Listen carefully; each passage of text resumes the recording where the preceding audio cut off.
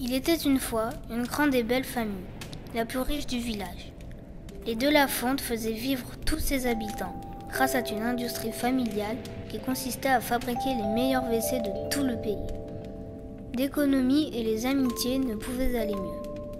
Malheureusement, il y a des temps où la tristesse et la souffrance peuvent détruire les plus grands. Ce n'est ni la guerre, ni la crise qui brisa ma famille.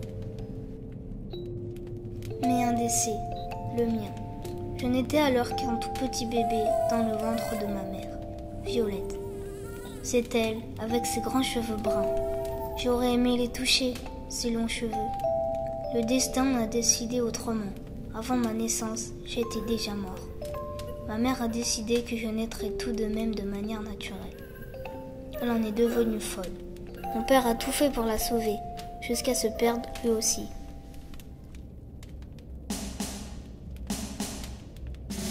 Là, c'est grand-mère Miss Jones. Elle a toujours un cigare dans la bouche, mais ne l'allume jamais. Probablement parce que l'odeur lui rappelle trop mon grand-père. Après sa mort, elle a cru bon de devenir la figure d'autorité dans la famille. Enfin, quand elle est lucide.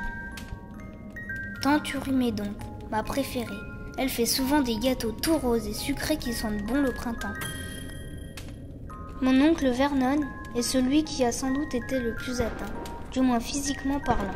Mon cœur se serre toujours quand je vois l'éclat d'espoir dans des yeux qui cherchent un peu de lucidité perdue dans ceux de l'homme qu'elle adore. Oh, et voilà tante Eben. Elle déteste les enfants. Pas mal de gens disent qu'elle fait de la magie noire. À gauche, son fils oncle Jacob. Son rêve, c'est d'être un SS. Malheureusement pour lui, même chez les nazis, il demande un QI minimum. Oh, et voilà mes parents, Claude et Violette. Il m'arrive d'espérer, quand ma mère dans ses pensées les plus tristes passe une main sur son ventre. Il m'arrive d'espérer que c'est une pensée pour moi. Arrachez-lui les tripes! Fusillez! Fusillez! Quelle vieille pique. C'est elle qu'il faudrait fusiller. Eh ben! Est-ce une façon de parler de sa mère? Je plaisantais bien sûr. Merci, mère, car j'éprouve une joie immense quand je tombe dans le gosier d'un homme usé par ses travaux. Et sa chaude poitrine est une douce tombe où je me plais bien mieux que dans les froids caves.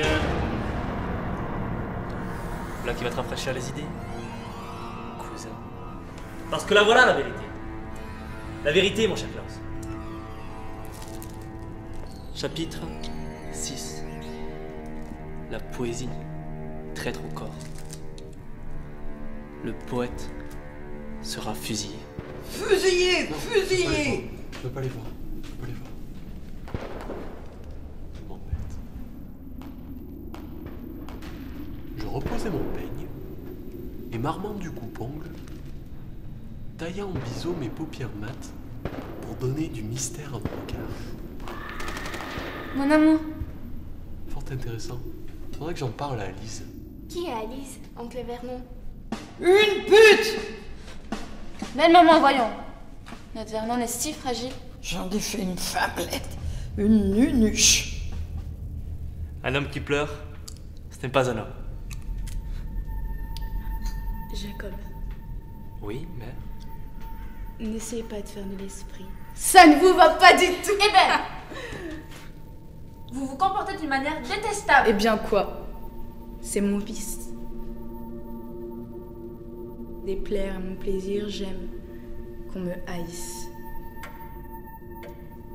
Que ta voix, chat mystérieux, chat séraphique, chat étrange, en qui tout est comme un ange, aussi subtil qu'harmonieux.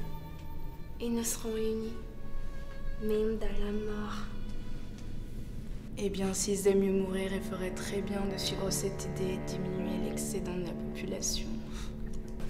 C'est prêt ou pas? Oh, juif! Tu t'appelles Jacob, et c'est lui, le juif? Misérable. Ne m'insulte plus jamais de ce nom-là! Bien quoi?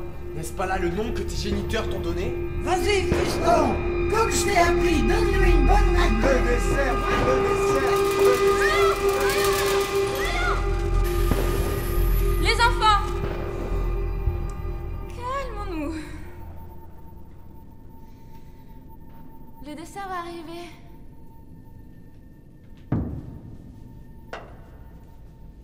Combien de temps encore, mon amour? 4 minutes. Tiens, lucidité. Tâche de te tenir, Eben. Que je me tienne. Moi. Quand dit toutes ces des crétins. Ben! Je ne te permets pas. Tu ne me permets pas quoi? De dire ce que tout le monde pense tout bas. Tu déambules chaque jour avec ce mort dans le ventre. Tu me rappelles chaque jour un peu plus le goût et l'odeur de la pourriture.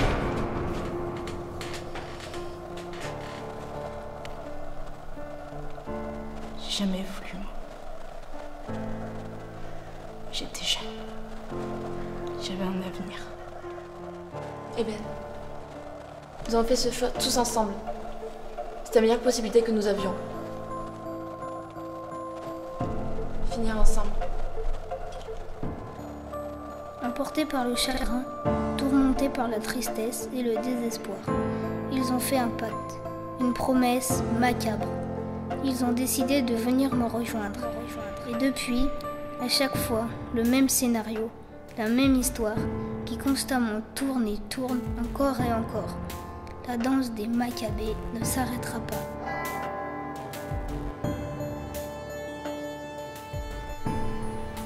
Bientôt, mon petit amour. Bientôt, on sera enfin unis.